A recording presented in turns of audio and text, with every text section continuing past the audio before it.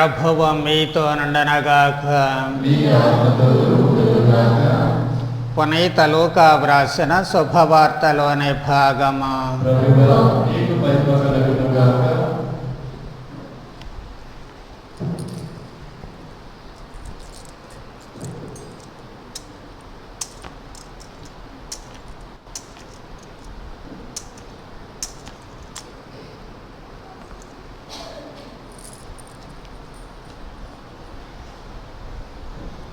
పన్నెండవ అధ్యాయము 32వ వచనము నుంచి 48వ వచనము వరకు. యేసు శిష్యులతో ఇట్లనెను, ఓ చిన్న మంద, భయపడవలదు. మీకు రాజ్యమున ఇచ్చుట మీ తండ్రికి ఇష్టము.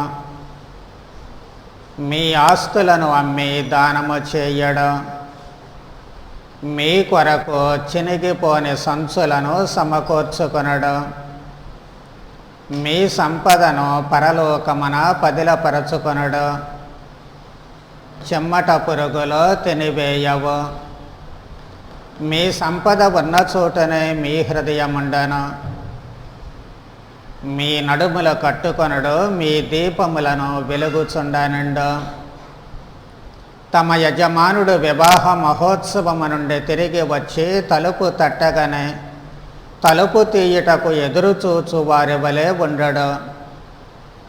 యజమానుడు వచ్చినప్పుడు మేల్కొని సిద్ధముగా ఉన్న సేవకులు ధన్యులు. అతడు నడుము కట్టుకొని వారిని భోజనమునకు కూర్చుండబెట్టి తానే వచ్చి వారలకు వడ్డించనని మీతో నిశ్చయముగా చెప్పుచున్నాను. అతడు అర్ధరాత్రి వేళ వచ్చినను, ఆ తరువాత వచ్చినను అట్లు వేచి ఉన్న సేవకులు ధన్యులు.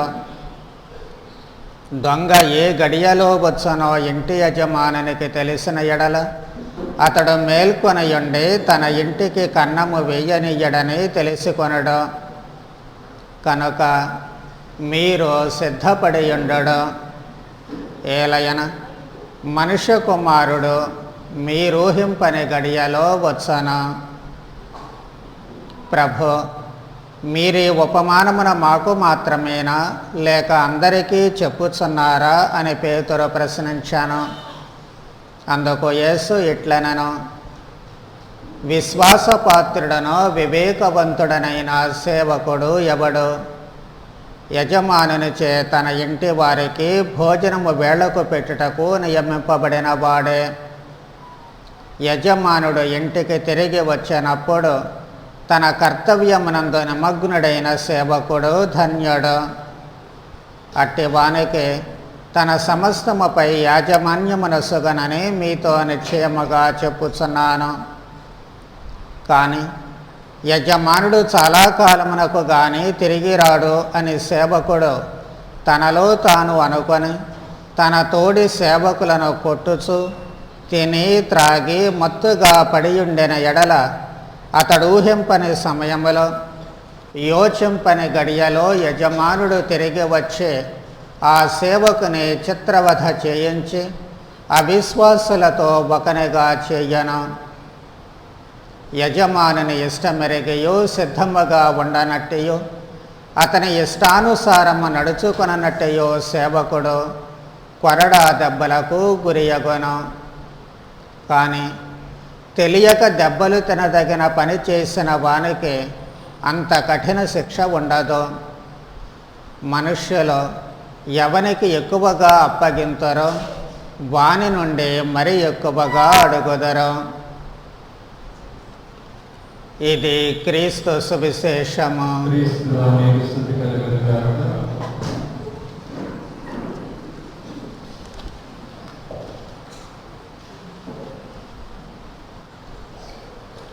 ఓ చిన్న మంద, భయపడవలదు. మీకు రాజ్యమున ఇచ్చుట మీ తండ్రికి ఇష్టము. తన రాజ్యాన్ని మనకు ఇవ్వడము దేవునికి ఎప్పుడూ కూడా ఇష్టమే. ఇష్టము కాకపోతే సమస్య వేరు. కానీ ఆయనకు మనకు రాజ్యాన్ని ఇవ్వడము ఎప్పుడూ కూడా ఇష్టమే. మరి అయితే ఇవ్వాలి అనేటువంటి కోరిక దేవునికి ఉన్నప్పటికీ కూడా తీసుకోవాలి అనే కోరిక మనకు కూడా ఉండాలి. ఆ తీసుకోవాలి అనే కోరిక మనకు ఉంటే దానికి మనము సిద్ధపడుతూ ఉంటాము. లేకపోతే ఆయన ఇచ్చేటప్పుడు మనము అక్కడ లేకపోయినా, తీసుకోవడానికి సిద్ధము లేకపోయినా మనము దానిని పోగొట్టుకునేటువంటి అవకాశము కలుగుతూ ఉంటుంది. కాబట్టి దేవునికి ఇష్టమైనప్పటికీ మనకు ఇష్టము లేక దానికి తగినటువంటి అర్హత రెండిట్లో ఏది లేకపోయినా మన చేజారిపోతుంది దైవరాజ్యము అన్నటువంటి విషయాన్ని మనము ఎప్పుడూ కూడా మరచిపోకూడదు. ఆ విషయాన్ని ఇప్పుడు మనము చదువుకున్నటువంటి ఈ సువిశేష పఠనము చాలా స్పష్టంగా మనకు తెలియచేస్తూ ఉంటుంది. దేవుడు మనకు ఇచ్చేటువంటి ఈ దైవరాజ్యపు వరప్రసాదాన్ని తన ఏకైక కుమారుడైన క్రీస్తు చేతుల మీదుగా మనకు ఇస్తూ ఉంటారు. అందుకే మనుష్య కుమారుడు మళ్ళీ మేఘారూఢుడై వస్తాడు అని చెప్పి ప్రభువు అనేక సందర్భాల్లో చెబుతూ ఉన్నారు. అయితే ఎవరెవరు సిద్ధంగా ఉంటారో ఆ సమయానికి, ఎవరెవరు అర్హత పొంది ఉంటారో ఆ సమయానికి వారికి మాత్రమే అది లభ్యమవుతూ ఉంటుంది, లేక ఇవ్వబడుతూ ఉంటుంది. ఒకవేళ సిద్ధంగా లేకపోయినట్లయితే, ఆ సమయానికి వాళ్ళు గనక అందుబాటులో లేకపోయినట్లయితే అది వారికి దక్కే అవకాశం లేదు. అయ్యో ఈరోజు సిద్ధంగా లేనండి, కొంచెం లేట్ అయింది, వచ్చేసారి ఇవ్వండి అని చెప్పుకోవడానికి కుదరదు. ఆ వచ్చినప్పుడే మనము సిద్ధంగా ఉంటేనే తప్ప, లేకపోతే ఏదో వాయిదాల పద్ధతి మీద మనం తీసుకుందాము దైవరాజ్యాన్ని అనుకుంటే సాధ్యపడేది కాదు. అయితే ఆయన వచ్చినప్పుడు రెడీగా ఉంటే దాన్ని స్వీకరిస్తాము, రెడీగా లేకపోతే మన చేజారిపోతుంది, అంటే మనము శిక్షకు గురి అవుతూ ఉంటాము. మరి ఏ విధంగా మనము సిద్ధపడాలి? దైవరాజ్యాన్ని స్వీకరించడానికి మనము సిద్ధపడేటట్లు లేక ఏ విధమైనటువంటి సిద్ధపాటు మనకు అవసరమవుతుంది అనుకుంటే, ప్రభువు చెప్పినటువంటి ఆ సేవకుని ఉపమానము మనకు ఒక మార్గాన్ని చూపిస్తూ ఉంటుంది. అదేమిటి అంటే, యజమానుడు ఏ గడియలో వచ్చినా తలుపు తీయడానికి సిద్ధంగా ఉన్నటువంటి సేవకుడు ధన్యుడు. యజమానుడు బయటికి వెళ్ళాడు, ఎప్పుడైనా రావచ్చు, ఆ వచ్చినప్పుడు ఈ సేవకుడు సిద్ధంగా ఉండాలి. అలాగే ప్రభువైన యేసుక్రీస్తు మళ్ళీ వస్తారు, ఆ వచ్చినప్పుడు మనం సిద్ధంగా ఉండాలి. ఎప్పుడు వస్తారు అనేది మనకు చెప్పి రాకపోవచ్చు, కానీ ఎప్పుడు వచ్చినా సరే తలుపు తీయడానికి సిద్ధంగా ఉండాలి. కాబట్టి ప్రభువైన యేసుక్రీస్తు వచ్చినప్పుడు ఆ సేవకుడు ఇంటి తలుపులు తీయడానికి సిద్ధంగా ఉన్నట్లుగానే మనము మన జీవిత తలుపులు తీయడానికి సిద్ధంగా ఉండాలి. మన జీవితంలోనికి ఆహ్వానించడానికి మనము సిద్ధంగా ఉండాలి. మరి మన జీవిత తలుపులు తీయాలి, అందుకు సిద్ధంగా ఉండాలి అంటే మనము ఎలా అనేటువంటిది ఆలోచిస్తే, మొట్టమొదటిది ఆతిథ్యము. ఆతిథ్యము ద్వారా ప్రభువుకి మనము తలుపులు తీస్తూ ఉంటాము. అతిథి దేవో భవ అని చెప్పి పెద్దలు అంటారు. అంటే ఏమిటి? అతిథిని ఆహ్వానించడము అంటే దేవుణ్ణి ఆహ్వానించడమే. అతిథిని ఆదరించడము అంటే దేవుణ్ణి ఆదరించడమే. కాబట్టి మనము మన జీవిత తలుపులు దేవునికి తెరవాలి అని చెప్పి మనము అనుకున్నట్లయితే ఎవరికైనా సరే మనము ఆతిథ్యం ఇవ్వడానికి వెనుకాడకూడదు. ఈ అత్యల్పులలో ఎవరికి ఏది చేసినా అది నాకు చేసినట్లే అని ప్రభువు అంటూ ఉన్నారు. కాబట్టి మనము అతిథులను ఆహ్వానించాలి, ఆదరించాలి. ఎమ్మావుకు వెళ్ళేటువంటి దారిలో శిష్యులు ఆ వ్యక్తి ఎవరో తమకు తెలియకపోయినప్పటికీ కూడా ఆ రాత్రి ఆహ్వానిస్తున్నారు. అలాగే అబ్రహాము ఆ దారిన పోయేటువంటి వాళ్ళను బలవంతముగా ఆహ్వానించి ఆతిథ్యం ఇస్తూ ఉన్నారు. వాళ్ళు తమ బహుమానాన్ని పోగొట్టుకోలేదు. అలాగే మన జీవిత తలుపులో ప్రభువుకి తెరవాలి అంటే ఆతిథ్యానికి పెద్దపీట వేయాలి, లేక ప్రాముఖ్యతనివ్వాలి. రెండవది సహృదయత, సహనము. మంచి మనస్సు ఒక మాటలో చెప్పుకోవాలి అంటే సహనముతో కూడినటువంటి మంచి మనసు మనకు ఎప్పుడూ కూడా ఉండాలి. ఎందుకు అంటే మన చుట్టూ అనేక మంది వ్యాధి బాధలతో బాధపడుతూ ఉంటారు, వివిధ రకాలైనటువంటి కష్ట నష్టాలతో ఇబ్బంది పడుతూ ఉంటారు. అలాంటి వారిని ఆదరించేటువంటి మనస్సు మనకు ఉండాల్సినటువంటి అవసరము ఏర్పడుతూ ఉంటుంది. జీవిత సమస్యలతో ఉక్కిరి బిక్కిరయ్యేటువంటి వాళ్లకు మనము కాస్త ఉపశమనాన్ని కలిగించాల్సినటువంటి అవసరము ఏర్పడుతూ ఉంటుంది. మనము వాళ్ళ కష్ట నష్టాలన్నిటినీ కూడా ఆర్చి తీర్చలేకపోవచ్చు, కానీ మనము ఎప్పుడైతే కాస్తంత ఆదరణ చూపిస్తామో వాళ్ళ మనస్సులకు ఊరట కలుగుతూ ఉంటుంది. ఎప్పుడైతే సహాయ హస్తాన్ని కాస్త అందిస్తూ ఉంటామో వాళ్ళు నిలదొక్కుకోవడానికి అవకాశము కలుగుతూ ఉంటుంది. చివరకు కనీసము వాళ్ళ బాధలు వినేటువంటి సహనమైనా సరే మన జీవితంలో ఉండాల్సినటువంటి అవసరము ఏర్పడుతుంది. చాలాసార్లు ఇతరులు వాళ్ళ కష్టాలు చెప్పేటప్పుడు మనం చిరాకు పడుతూ ఉంటాము. నీకేనా, అందరికీ ఉన్నాయిలే కష్టాలు అని చెప్పి వాళ్ళ గూడు వినడానికి మనము ఇష్టపడము. కానీ వాళ్ళు ఆ బాధను మనతో పంచుకున్నప్పుడు సగం బాధ తగ్గిపోతుంది అన్న విషయాన్ని మనం మరచిపోకూడదు. కాబట్టి సహనము వహించాలి. సహృదయతతో సానుభూతితో మనము వారికి చేయగలిగిన సాయము ఒకవైపు చేస్తూనే వారి బాధలలో పాలు పంచుకొని ఉపశమనాన్ని కలిగించాలి. అప్పుడే మనము దైవరాజ్య స్వీకరణకు సిద్ధముగా ఉన్నట్లవుతూ ఉంటుంది. మూడవది ప్రేమాదరణలు. మన చుట్టూ ఎప్పుడూ కూడా పేదలు, అనాథలు, కోకొల్లలుగా ఉంటూ ఉంటారు. దారిద్ర్యముతో బాధపడేవాళ్ళు అనేక మంది ఉంటూ ఉంటారు. చివరకు ఆప్యాయతానురాగాలకు నోచుకోలేనటువంటి వాళ్ళు, ప్రేమతో పలకరించే వాళ్ళు లేక ఎంతో ఇబ్బంది పడేటువంటి వాళ్ళు, మానసిక వేదన పడేటువంటి వాళ్ళు చాలామంది మన చుట్టూ ఉంటూ ఉంటారు. వాళ్లకు కాస్త ప్రేమ చూపించాలి, ప్రేమతో మాట్లాడాలి. అవతల వాళ్ళు ఎవరు అనేటువంటిది కాదు, కానీ ఆ ప్రేమ మనము చూపించగలిగినప్పుడు అదే వాళ్లకు అంతులేని సంతృప్తిని కలిగిస్తూ ఉంటుంది.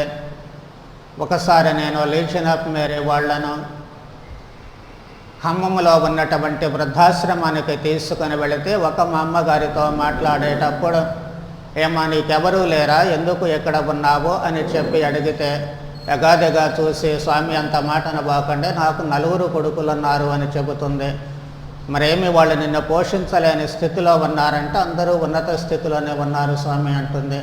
మరి వాళ్ళు ఎందుకు నిన్ను వదిలేశారంటే, స్వామి అంత మాటను బాకండి, మా బిడ్డలు చాలా మంచివాళ్ళు, కావలసినవన్నీ ఇస్తారు, లోటేమీ లేకుండా నన్ను బంగారంలా చూసుకుంటారు అని చెప్పింది.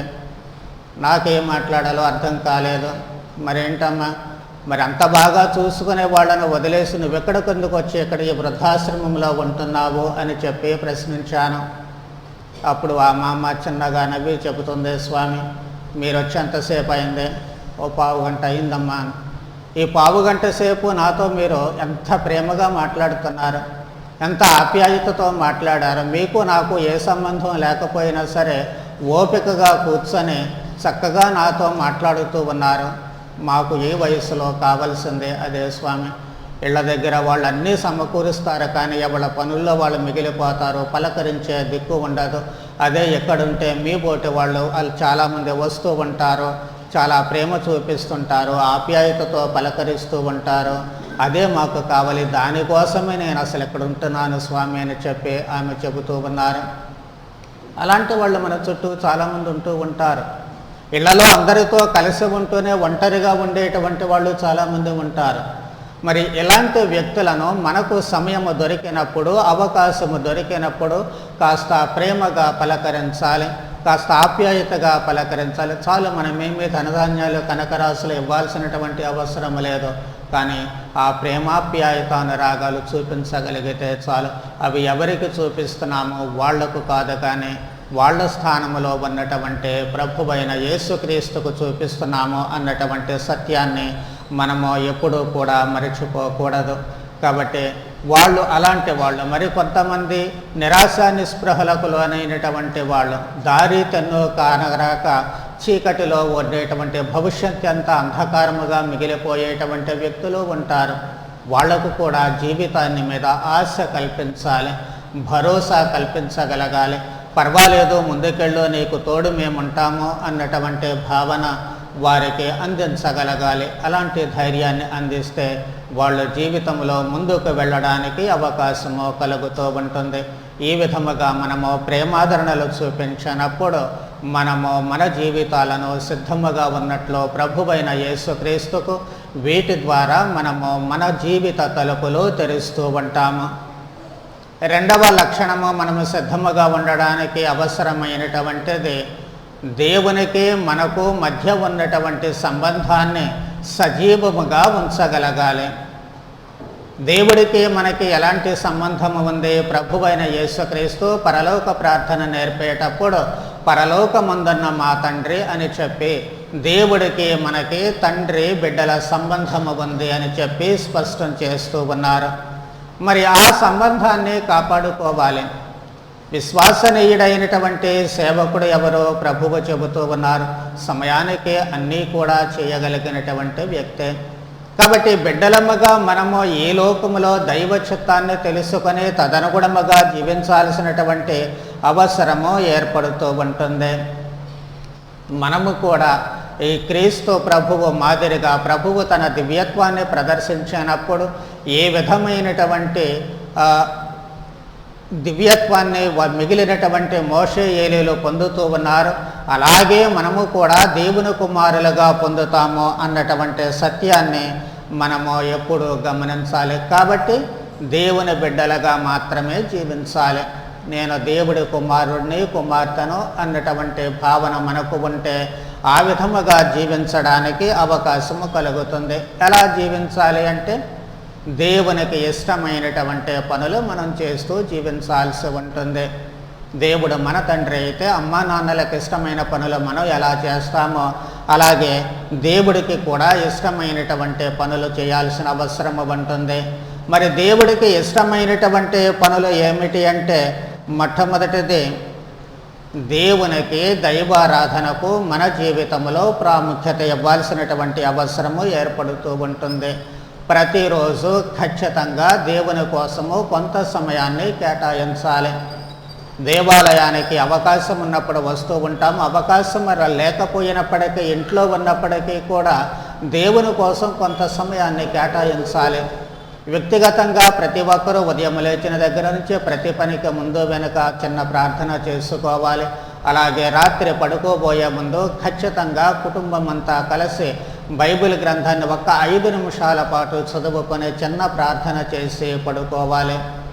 ఈ విధముగా మనము దేవునికి మనకి ఉన్నటువంటి సంబంధాన్ని సజీవంగా ఉంచడానికి కుదురుతూ ఉంటుంది. అలాగే మిగిలినటువంటి భక్తియుత కార్యాలు, జపమాలే కానివ్వండి, దివ్య బలి పూజ కానివ్వండి, లేకపోతే తపస్సు కాలము వచ్చినప్పుడు పవిత్ర శిలువ మార్గాలు, తర్వాత దివ్య సత్ప్రసాదారాధనలు, ఇవన్నీ కూడా సాధ్యమైనంత వరకు మనము వాటిల్లో పాల్గొంటూ దేవుడికి మనకి ఉన్నటువంటి ఆ లింకు ఎప్పుడు తెగిపోకుండా ఆ దేవునికి మనకి ఉన్న సంబంధాన్ని ఎప్పుడు కూడా సజీవంగా ఉంచుకునేటట్లు చేసుకోవాలి. రెండవది నిర్మలమైనటువంటి మనస్సులతో అంకితాభావముతో మన బాధ్యతలు నెరవేర్చాలి. ఈ రోజుల్లో కుటుంబ వ్యవస్థ చిన్నాభిన్నమైపోతూ ఉంటుంది. ఈ రోజుల్లో కుటుంబ వ్యవస్థ ముక్కలు చెక్కలైపోతూ ఉంటుంది. దానికి కారణం ఏమిటి? బాధ్యత లోపమే. కుటుంబంలో ఉన్నటువంటి సభ్యులందరూ కూడా తమ తమ బాధ్యతలను బాధ్యతాయుతంగా నెరవేరుస్తూ అంకితాభావముతో ఏదో ఉంటున్నాము తింటున్నాము అన్నట్లు కాదు, భార్య కానీ భర్త కానీ బిడ్డలు కానీ కుటుంబానికి పూర్తిగా అంకితమైపోయి జీవించగలిగినప్పుడు ఖచ్చితంగా మనకు దేవునికి మధ్య ఉన్నటువంటి ఈ సంబంధము సజీవంగా ఉంటుంది. ఎందుకు అంటే దేవుడు కుటుంబంలో ఒక మనిషిగా జన్మించారు. ఎందుకు? ఆయనే ఆ కుటుంబ బాధ్యతలను సక్రమంగా ఒక కుమారుడిగా నెరవేర్చారు. అలాగే ప్రతి మనిషి దేవుడే మనిషిగా వచ్చి కుటుంబంలో ఉన్నప్పుడు కుటుంబంలో ఉన్నటువంటి మనమంతా కూడా ఆ అనుబంధాన్ని అంకితాభావముతో గనక నిలుపుకోగలిగినట్లయితే, ఆ ప్రేమానురాగాలను ఆప్యాయతలను సజీవంగా ఉంచుకోగలిగినట్లయితే ఖచ్చితంగా వాళ్ళ మధ్య దేవుడు ఉంటారు, దేవునికి మనకి ఉన్న అనుబంధము బలపడుతుంది అన్నటువంటి సత్యాన్ని మనము ఎప్పుడూ కూడా మరిచిపోకూడదు. అలాగే మూడవది, దేవుని వరప్రసాదాలైనటువంటి సంపదలు, మనకున్నటువంటి ప్రతిభా పాఠవాలు, విజ్ఞానము, మేధా సంపత్తి, ఇవన్నీ నిస్వార్థముతో ప్రజాశ్రేయస్సు కోసము సాధ్యమైనంత వరకు వినియోగించాలి. ఒకవైపు మన కోసము వినియోగించుకుంటూనే రెండో వైపున ఇవన్నీ కూడా ప్రజాశ్రేయస్సు కోసము వినియోగించాల్సినటువంటి అవసరము ఏర్పడుతూ ఉంటుంది. ఎందుకు అంటే అందరము దేవుని బిడ్డలమే కాబట్టి, అందరము సోదరులము కాబట్టి ఖచ్చితంగా దేవుడు మనకిచ్చినటువంటి విజ్ఞానము లేక మనకిచ్చినటువంటి బహుమానము కేవలము మన కోసము మాత్రమే కాదు, ఇతరుల కోసము అన్నటువంటి స్ఫూర్తి మనకు ఎప్పుడైతే ఉంటుందో, క్రీస్తు ఏ విధముగా ఈ లోకములో తన కోసము జీవించలేదు, మన కోసము జీవించినట్లుగానే మన జీవితాలు కూడా దేవుని కోసము ఇవన్నీ చేస్తున్నట్లు అవుతూ ఉంటుంది. అప్పుడు దేవుడికి మనకి ఉన్నటువంటి అనుబంధము ఎప్పుడూ కూడా తెగిపోకుండా సజీవంగా ఉండడానికి అవకాశము కలుగుతూ ఉంటుంది. ఇక మూడవది, మనిషికి మధ్య ఉన్నటువంటి సంబంధాలను కూడా మనము సజీవంగా ఉంచాల్సినటువంటి అవసరము ఏర్పడుతూ ఉంటుంది. ప్రభువు ఉపమానములో చెబుతూ ఉన్నారు,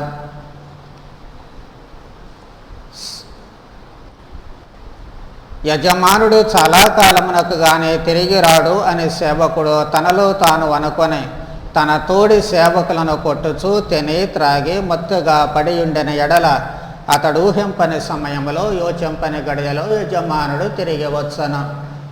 ఒక సేవకుడేమో వేళ్లకు వచ్చినప్పుడు విశ్వాసపాత్రంగా అన్నీ అమరుస్తూ ఉన్నాడు.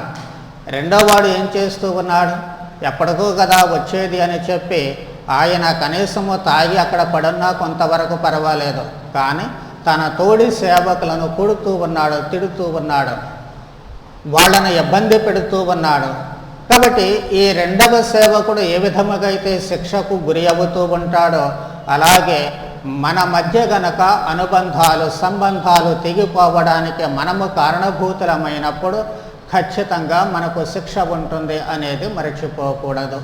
ఎందుకు అనునిత్యము మనము పరలోకమందున్న మా తండ్రి అని చెప్పి దేవుణ్ణి మన తండ్రిగా పిలుస్తూ ఉంటాము. మరి అలాంటప్పుడు మనమందరము సోదరులము ఒక కుటుంబ వ్యక్తులము అయినప్పుడు ఇంట్లో ఇద్దరు పిల్లలు తన్నుకుంటూ ఉంటే ఏ తల్లిదండ్రులు చూస్తూ ఊరుకోరు. అయితే కొన్నిసార్లు ఇద్దరిని 4 పీగుతూ ఉంటారు, లేకపోతే తప్పు చేసినటువంటి వ్యక్తిని 4 తంతూ ఉంటారు. కాబట్టి ఆ శిక్ష అనేటువంటిది అలాగే పడుతూ ఉంటుంది. ఇలాగే దేవుడు కూడాను ఇక్కడ మనము మనిషికి ఉన్నటువంటి ఆ అనుబంధాలను ఏ విధముగా ముక్కలు చెక్కలు చేయకూడదు.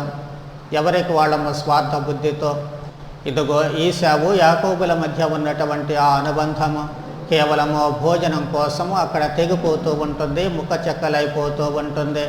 అలాగే యాకోబు కుమారులు కూడాను, వాళ్ళు 12 మంది కూడాను యోసేపుని ఎందుకు అంతగా చిత్రవధ చేశారు, కేవలము అసూయ అనేటువంటి కారణము చేత వాళ్ళ మధ్య ఉన్నటువంటి అనుబంధము తెగిపోతూ ఉంటుంది. కాబట్టి అలా ఎప్పుడూ కూడా తెగిపోకూడదు. తెగిపోకుండా మనము సజీవంగా ఉంచుకోవాల్సినటువంటి అవసరము ఏర్పడుతూ ఉంటుంది. అలా చేయాలి అంటే ఇతరులను మనము ఉన్న వాళ్ళను ఉన్నట్లుగా అంగీకరించాలి. సహజంగా మంచి వాళ్ళైతే స్నేహం చేస్తాం, చెడ్డవాళ్ళైతే దూరంగా నెట్టేస్తాము. తెలివితేటలు గల వాళ్ళైతే మనం స్నేహం చేస్తాము, లేకపోతే వదిలివేస్తూ ఉంటాము. కాబట్టి మన స్థాయికి తగిన వాళ్ళైతే స్నేహం చేస్తాము, కాకపోతే వదిలివేస్తూ ఉంటాము. అలా కాదు, మనిషి ఎలాంటి వాళ్ళైనా సరే, మంచివాళ్ళు చెడ్డవాళ్ళు ఉన్నవాళ్ళు లేనివాళ్ళు ఎవరు అని కాదు, అవతల వ్యక్తి మనిషి అయితే చాలు. ఆ మనిషితో మనము ప్రేమగా ఉండాలి, అంగీకరించాలి. వాళ్ళలో ఉన్నటువంటి గొప్పదనాన్ని అంగీకరించగలిగినప్పుడు వాళ్ళలో ఉన్నటువంటి లోపాలను కూడా అంగీకరించాలి. ఏ మనిషి పరిపూర్ణుడు కాదు అన్న విషయాన్ని మనం మరచిపోకూడదు. ప్రతి మనిషిలో ఏదో ఒక లోపం ఉంటుంది. అలాంటి లోపాలతో ఉన్నప్పటికీ కూడా వాళ్ళ బలాలతో పాటు బలహీనతలు కూడా మనము అంగీకరించినప్పుడే ఆ వ్యక్తిని మనము ప్రేమించగలము, ఆ వ్యక్తిని మనము ఆదరించగలము. లేకపోతే మన దృష్టి అంతా కూడా బలహీనతల మీదే పోతూ ఉంటుంది, వాళ్ళు చేసే చెడు పనుల మీదే ఉంటుంది. కానీ వాళ్ళు చేసే మంచి పనులు మనం ఏనాటికి గుర్తించలేము.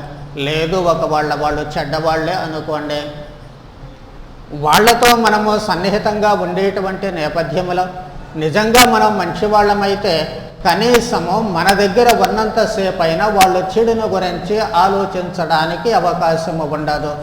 మన సన్నిధిలో మనతో పాటు ఉన్నంత వరకైనా వాళ్ళు మంచిని గురించి తప్ప చెడు పనులు చేయడానికి అవకాశము ఉండదు. అలా కాసేపు అయినా సరే ఆ చెడును మనం నిరోధించగలిగితే మన సన్నిధి ద్వారా ఖచ్చితంగా అదే మార్పుకు నాంది పలుకుతూ ఉంటుంది. మంచి పనులు చేయడానికి వాళ్లకు స్ఫూర్తిని ఇస్తూ ఉంటుంది. మంచి వ్యక్తులుగా మారడానికి వాళ్లకు ఒక అవకాశము కలుగుతూ ఉంటుంది. కాబట్టి ఖచ్చితంగా మనము అందరినీ కూడా ఉన్న వాళ్ళను ఉన్నట్లుగా అంగీకరించాలి. వాళ్ళలో ఉన్నటువంటి లోపాలను మనము సానుభూతితో అర్థం చేసుకోవాలి. వారిపై దయ, ప్రేమ అనేటువంటివి మనము చూపిస్తూ మృదు స్వభావముతో కనుక మనము ఉన్నట్లయితే మన మాట వాళ్ళు తప్పకుండా వింటారు. మనము ఎప్పుడూ మృదు స్వభావముతో ప్రేమతో మాట్లాడుతూ ఉంటే అవసరమైనప్పుడు మనం చెప్పింది చెప్పినట్లు చేస్తారు. అలాంటప్పుడు వాళ్ళ జీవితాలు మంచి వైపుకు మారడానికి అవకాశము కలుగుతూ ఉంటుంది. అప్పుడే వాళ్లతో కలిసి ఉన్నప్పుడు లేక అందరితో మనము కలిసి ఉన్నప్పుడు ఒక ఆహ్లాదకరమైనటువంటి వాతావరణము ఏర్పడుతూ ఉంటుంది. ఎలాంటి ఆహ్లాదకర వాతావరణము? మరియ తల్లి ఎలిజబెతమును దర్శించినప్పుడు మరియ తల్లి దగ్గర నుంచి వచ్చినటువంటి ఆ ఆత్మ అక్కడ ఆనందముతో కూడినటువంటి వాతావరణాన్ని కలిగిస్తూ ఉంటుంది. ప్రభువు జక్కేయుని ఇంటికి వచ్చినప్పుడు జక్కేయుడు పరివర్తన కలిగి తాను చేసినటువంటి ఆ ప్రకటన అప్పటి వరకు గొణుక్కునేటువంటి వాళ్ళందరి నోళ్ళు మూయించగలుగుతూ ఉంటుంది. తనలో లోపము ఉన్నప్పటికీ కూడా ఒక మంచి వ్యక్తి సన్నిధిలో ఉన్నాడు కాబట్టి పరివర్తన కలుగుతూ ఉంటుంది. అప్పుడు తాను చేసినటువంటి ఆ ప్రకటన మిగిలినటువంటి వాళ్ళందరిలో అక్కడ కూడా సరైనటువంటి ఆహ్లాదకర వాతావరణము, సంతోషకరమైనటువంటి వాతావరణం ఏర్పడడానికి అవకాశం కలుగుతుంది. అలాగే మనము ఎక్కడ ఉన్నా సంతోషకరమైనటువంటి వాతావరణము ఏర్పడేటట్లు ఉండాలి. అందరి మధ్య ఆహ్లాదకరమైన వాతావరణము ఏర్పడేటట్లు ఉండాలి. ఈ విధముగా మనము ఎప్పుడూ కూడా మనకు ఇతరులకు మధ్య ఉన్నటువంటి ఆ సంబంధాన్ని స్పష్టంగా అంటే సజీవంగా ఉంచుకోవాల్సినటువంటి అవసరము ఏర్పడుతూ ఉంటుంది. ఈ సందర్భంలోనే మనకు మోక్షము, నరకము అన్నటువంటి వాటి గురించి ప్రభువు సరికొత్త భావాన్ని మనకిక్కడ అందిస్తూ ఉన్నారు. ఏమిటి ఆ భావము అంటే, ఇక్కడ సేవకుడు సిద్ధంగా ఉన్నటువంటి సేవకుడికి బహుమానం లభించింది. కానీ తోడి సేవకులను కొడుతూ తిడుతూ చేసేటువంటి వారికి శిక్ష లభిస్తుంది, కొరడా దెబ్బలు లభిస్తాయి అని చెప్పి ప్రభు అంటూ ఉన్నారు. దానితో పాటు ప్రభువు ఇంకొక మాట అంటూ ఉన్నారు. తెలియక దెబ్బలు తినదగిన పని చేసిన వానికి అంత కఠిన శిక్ష ఉండదు అని చెప్పి అంటూ ఉన్నారు. తెలిసి యజమానిని ఇష్టం మెరిగి కూడా ఆ విధముగా నడుచుకోనట్టే వాడికి కొరడా దెబ్బల శిక్ష ఉంటుంది. ఇక అక్కడ మళ్ళీ వెనక ముందు ఆలోచించే పని లేదు.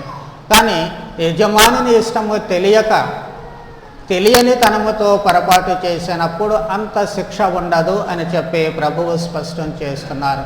ఇది ఉత్తరించు స్థలముకు ద్వారాలు తెరుస్తూ ఉంటుంది. ఉత్తరించు స్థలం గురించి మనం అర్థం చేసుకోవడానికి మనకు ప్రభువు చెప్పినటువంటి ఏ మాటలు ఉపయోగపడుతూ ఉంటాయి. తప్పు చేసిన వాళ్ళు నరకానికి వెళ్ళిపోతూ ఉంటారు, మంచి చేసిన వాళ్ళు మోక్షానికి వెళ్ళిపోతూ ఉంటారు. కానీ తెలియక చిన్న చిన్న పొరపాట్లు చేసినటువంటి వాళ్ళు ఉంటారు. వాళ్ళ గతి ఏమిటి? నరకానికి వెళ్ళేంత పాపము వాళ్ళలో లేదు, మోక్షానికి వెళ్ళేంత పుణ్యము వాళ్ళలో లేదు. మరి అలాంటి వాళ్ళ సంగతి ఏమిటి అంటే, అదే ఉత్తరించు స్థలానికి దారి చూపిస్తూ ఉంటుంది. అది అనిత్య శిక్ష, తాత్కాలిక శిక్ష, అంత ఎక్కువ శిక్ష ఉండదంటున్నారు ప్రభువు. అంటే కొంతకాలానికి మళ్ళీ ఆ మనిషి వెనుకకు తీసుకొనబడతాడు. ఇప్పుడు ఉద్యోగం చేసేటప్పుడు కొన్నిసార్లు సస్పెండ్ చేస్తారు.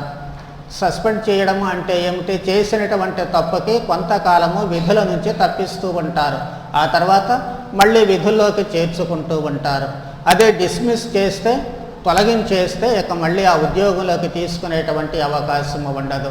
అలాగే ఇక్కడ కూడా చిన్న చిన్న పొరపాట్లు, అంటే నరకానికి పోయేటంత గొప్ప తప్పులు చేయనప్పుడు ఆ వ్యక్తులకు శిక్ష ఉండాలి ఖచ్చితంగా, కానీ మళ్ళీ వాళ్ళు మోక్షానికి తీసుకుని రాబడతారు అనేటువంటి ఆశ వాళ్ళలో ఉంటూ ఉంటుంది, వాళ్లకు కల్పించబడుతూ ఉంటుంది.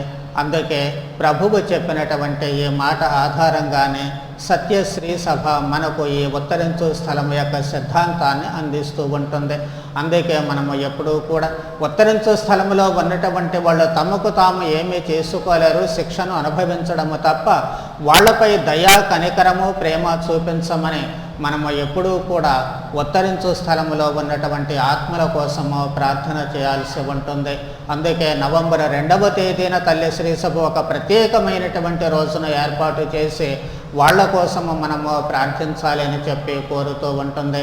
అలాగే సమాధుల సందర్శనము కూడాను మనము మన ఆత్మీయులో మరణించినప్పుడు ఖచ్చితంగా మనము అప్పుడప్పుడు వెళ్ళి వాళ్ళ సమాధులను సందర్శించి ప్రార్థన చేయాల్సిన అవసరం ఉంటుంది. అప్పుడు మన మనస్సులలో నుంచి పోకుండా ఉండడానికి, వాళ్లకు మనము సహాయం చేయడానికి అవకాశము కలుగుతూ ఉంటుంది. ఈ విధముగా ప్రభువు చెప్పినటువంటి ఈ మాటలు ఇదిగో ఆ సత్యాన్ని, ఉత్తరించు స్థలం యొక్క సత్యాన్ని మనకు బోధిస్తూ ఉంటుంది.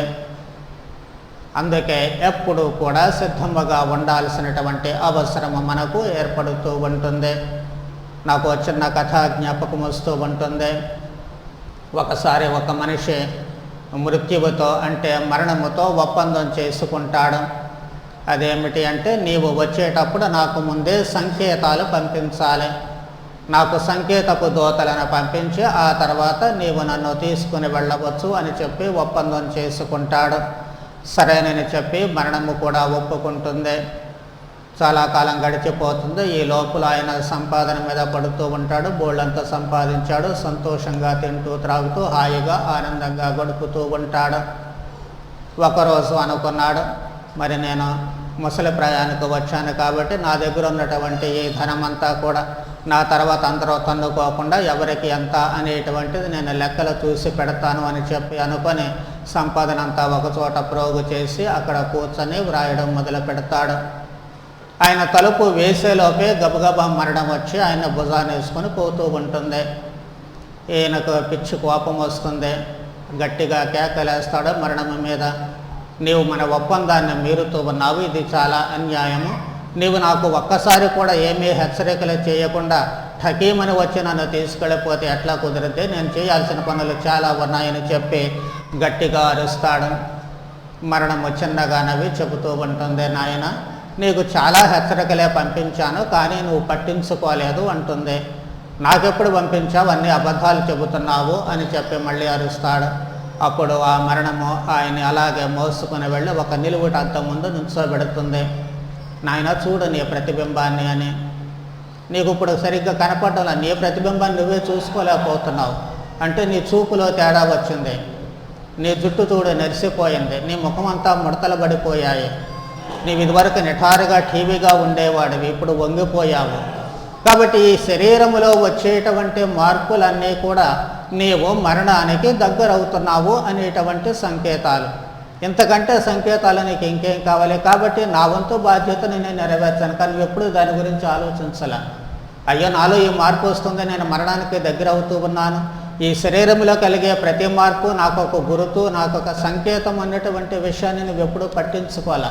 నీ గొడవలో నీవున్నావు కాబట్టి ఇప్పుడు నా మీద గొడవ చేసే ప్రయోజనం ఏమీ లేదు, చలో వెళ్ళిపోదాం పదా అని చెప్పి భుజాన్ని వేసుకొని వెళ్ళిపోతూ ఉంటుంది.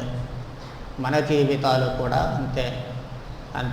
కాబట్టి అన్ని వేళలా సిద్ధంగా ఉండాలి. దేవుడు మనకు అనేకమైనటువంటి సూచనలు ఇస్తూ ఉంటారు. వాటిని సరిగా అర్థం చేసుకునే మనము ఎప్పటికప్పుడు సిద్ధంగా ఉండాల్సినటువంటి అవసరం ఏర్పడుతూ ఉంటుంది. మరి అలా ఉండాలి అంటే ఏం చేయాలి అంటే, దైవ చిత్తాన్ని తెలుసుకొని తదనుగుణముగా జీవించాలి. సేవకుడు ఏ విధముగా అయితే యజమానుని ఇష్టాన్ని ఎరిగి తదనుగుణముగా ఉండి యజమానుడు వచ్చినప్పుడు అన్నీ సమకూరుస్తూ ఉన్నాడో, అలాగే మన బాధ్యతలు చేస్తూ దైవ చిత్తానికి అనుగుణంగా మన జీవితాలను మలుచుకోవాల్సి ఉంటుంది. అందుకు అవసరమైనటువంటి వరాలన్నీ దేవుడు మనకిచ్చారు. లేవు అని మనం ఎప్పుడూ చెప్పకూడదు. అబ్బాయి నాకేం తెలుసండి దేవుడి చిత్తము అని చెప్పి, నాకు అవకాశం లేదు అని చెప్పి బొంగటానికి అవకాశం లేదు మనకు. ఎందుకు అంటే అన్ని అవకాశాలు మన చుట్టూ దేవుడు ఎప్పటికప్పుడు పెడుతూ ఉన్నారు. చిన్నప్పటి నుంచి కూడా మనకు సత్యోపదేశం నేర్పబడుతూ ఉంటుంది. పనిగట్టుకొని ప్రతి విచారణలో కూడా ప్రతి గురువు ఏర్పాటు చేస్తూ ఉంటారు. మరి అటు అమ్మగారులు కానివ్వండి, ఉపదేశాలు కానివ్వండి, లేకపోతే యువతి యువకులు కానివ్వండి, వారికి సత్యోపదేశాన్ని పసితనం నుంచే నేర్పుతూ ఉంటారు. అక్కడికి వెళితే అది నేర్చుకుంటారు, వెళ్ళకపోతే అది ఎవరి తప్పు అనేటువంటిది ప్రశ్నార్థకమే. వెళ్ళాల్సినటువంటిది, పంపించాల్సినటువంటిది తల్లిదండ్రులు, వెళ్ళాల్సిన బాధ్యత పిల్లలది. కాబట్టి ఆ అవకాశాన్ని అక్కడ పోగొట్టుకోకూడదు. ఆ తర్వాత కొంచెం పెద్దవగానే శ్రీసభ బోధనలు, తర్వాత క్రైస్తవ సాహిత్యము కూకొల్లలుగా మనకున్నాయి. ఈ రోజుల్లో పుస్తకాలు చదవడం అంటే కొంచెం బద్ధకం ఎక్కువైంది. సెల్ ఫోన్ చేతుల్లోకి వచ్చిన తర్వాత మనం పుస్తకాలు పట్టుకోవడం చాలా కష్టమైపోతూ ఉంటుంది. ఎప్పుడు ఏదన్నా ఒకవేళ కావాలి అంటే సెల్ ఫోన్లో కొన్ని ఆర్టికల్స్ చదవటం, చివరికి న్యూస్ పేపర్ చదవాలన్నా బద్ధకం వేసి అక్కడ పడేసి అది కూడా ఫోన్లోనే చూస్తూ ఉంటాము. కాబట్టి ఎక్కడ చూసావు అనేటువంటిది ప్రక్కన పెట్టేస్తే క్రైస్తవ సాహిత్యము కూకొల్లలుగా మనకు అందుబాటులో ఉంటుంది.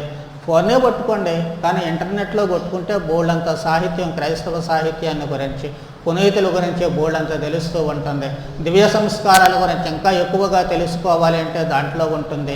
పితాపితరులు చేసినటువంటి గొప్ప గొప్ప బోధనలు దాంట్లో ఉంటాయి. అవి చూసుకుంటే ఒకసారి వాటిని ఓపెన్ చేసి చదువుకుంటే వాటిలో ఉన్నటువంటి మాధుర్యం ఏంటి అనేటువంటిదే మనకు అర్థమవుతుంది. అది మనకు ఎన్ని అందుబాటులో అవకాశాలు ఉన్నా దాన్ని వినియోగించుకోలేకపోతే అది మళ్ళీ తిరిగి మన తప్పే అవుతుంది అనేటువంటిది మనం ఎప్పుడూ కూడా మరచిపోకూడదు.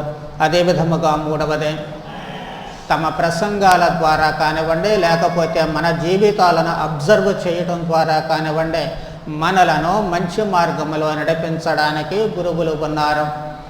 వాళ్ళ బోధనలను మనము వినాలి, వాళ్ళు చూసి ఇచ్చేటువంటి సలహాలను మనము పాటించాలి. అన్ని సమయాల్లో మనకు దైవాశీస్సులను అందించడానికి వాళ్ళు ఉంటూ ఉన్నారు. చాలాసార్లు మీరేంటంటే మాకు చెప్పేది మా వ్యక్తిగత విషయాల్లో మీరు జోక్యం చేసుకోవద్దు అనేటువంటి బుద్ధిమంతులు ఉన్నారు. కానీ అలా అని గురువు ఊరుకోకూడదు. ఇష్టమున్నా ఇష్టం లేకపోయినా, ఒప్పుకున్నా ఒప్పుకోకపోయినా, అంగీకరించినా అంగీకరించకపోయినా తన బాధ్యత మన జీవితాలలో జోక్యము చేసుకోవాల్సి ఉంటుంది. మనకు సరైనటువంటి మార్గాన్ని చూపించాల్సి ఉంటుంది. అలా చేయకపోతే ఆయన గురువు కాదనే ఖచ్చితంగా చెప్పాలి. కాబట్టి దేవుడు వాళ్ళను మనకు అందుబాటులోకి ఇచ్చారు. వాళ్ళ ద్వారా మనం దైవ చిత్తాన్ని తెలుసుకోవడానికి, వాళ్ళ బోధనల ద్వారా దేవుణ్ణి అర్థం చేసుకోవడానికి మనకు చక్కటి అవకాశము కలుగుతూ ఉంటుంది. అలాగే వారు నిర్వహించేటువంటి దివ్య సంస్కారాలు, ప్రధానంగా దివ్య బలి పూజ, తర్వాత పాప సంకీర్తనము, వీటిని మనము సద్వినియోగం చేసుకోవాలి. అవి గురువుల ద్వారానే మనకు లభ్యమవుతూ ఉంటాయి. కాబట్టి ఈ దివ్య సంస్కారాలను మనం వినియోగించుకోవాల్సినటువంటి అవసరము ఏర్పడుతూ ఉంటుంది.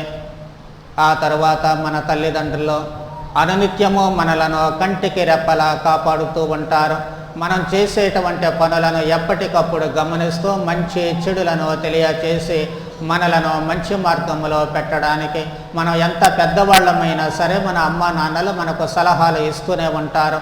అది మంచి, అది చెయ్యి, ఇది చెడు, ఇది చెయ్యవద్దు అని చెప్పి వాళ్ళు చెబుతూనే ఉంటారు. కొన్నిసార్లు వింటాము, కొన్నిసార్లు వదిలేస్తూ ఉంటాము. కానీ ఆ అవకాశం మనకు ఉంది. దైవ చిత్తము వాళ్ళ ద్వారా మనకు వచ్చేటువంటి అవకాశం ఉంది. తల్లిదండ్రులే కానీ, బంధుమిత్రులే కానీ, తోబుట్టువులే కానీ, స్నేహితులే కానీ, వీళ్ళందరూ కూడా మనకు సరైన సమయంలో సరైనటువంటి సలహాలను ఇస్తూ దైవ చిత్తాన్ని మనం తెలుసుకోవడానికి అవకాశం కలుగుతూ ఉంటుంది. అన్నిటికంటే మించి మనకు దేవుని వాక్కు, బైబిల్ గ్రంథం మన చేతుల్లో ఉంటుంది. మనము చేసేటువంటి ప్రార్థన, ఆ బైబిల్ గ్రంథాన్ని మనం కొంచెం జాగ్రత్తగా దాచుకోవడానికి ప్రయత్నం చేయాలి. చాలాసార్లు బైబిల్ ఎక్కడుంటుందో ఇంట్లో మనకు తెలియదు. దానికోసం వెతకాలి కాసేపు. ఎతికిన తర్వాత కొంతమంది అప్పుడే దుమ్ము దులుపుతూ ఉంటారు. అంటే దాన్ని వాళ్ళు పట్టుకోవడం లేదన్నమాట.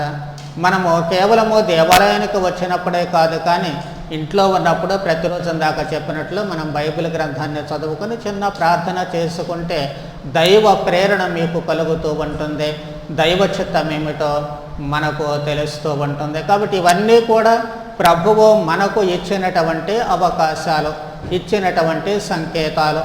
వీటినన్నిటినీ వినియోగించుకొని దైవ చిత్తానుసారము కనుక మనము జీవించినట్లయితే, మనము బాధ్యతాయుతంగా మన విధులు నిర్వర్తిస్తూ ఉన్నట్లయితే, మనము ఇరుగు పొరుగు వారితో మనకున్నటువంటి సంబంధాలు ఎప్పుడూ సజీవంగా ఉంచుకున్నట్లయితే, అలాగే దైవభక్తిని పెంపొందించుకొని మనము దేవునితో ఉన్న సంబంధాన్ని కొనసాగిస్తూ ఉన్నట్లయితే, ఖచ్చితంగా ప్రభువు వచ్చినప్పుడు ఆ బహుమానాన్ని అందుకోవడానికి, దైవరాజ్యాన్ని అందుకోవడానికి మనము సిద్ధంగా ఉంటాము.